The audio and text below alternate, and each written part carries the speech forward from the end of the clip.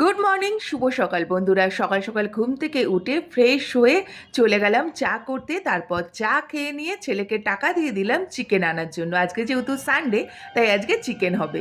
সকালের ব্রেকফাস্টে আজকে ছিল পরোটা আর চানা মশলা। চানা মশলাটা যদিও কালকে রাতেই বানিয়েছিলাম।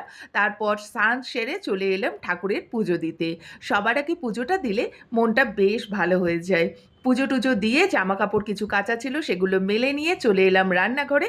আজকে বানাবো চিকেন কষা আর ভাত।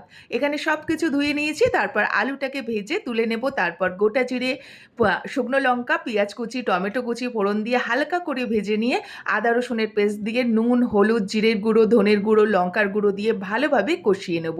মশলা কষে আসলে আগে থেকে ধুয়ে রাখা চিকেনটাকে দিয়ে ভালোভাবে নাড়িয়ে চাড়িয়ে কষিয়ে নিতে হবে। তারপর ফেটিয়ে রাখা টক দইটাও দিয়ে দেব।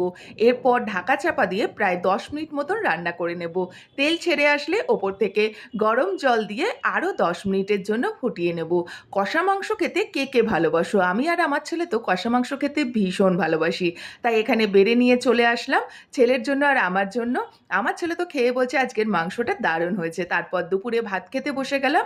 আজকে তো ছিল চিকেন কষা আর গরম গরম ভাত। আমরা খেয়ে নিই আর তোমরা ততক্ষণে ভিডিওটা লাইক করে দাও। আজকে চিকেনটা নাকি দারুণ হয়েছিল, ছেলে বলল।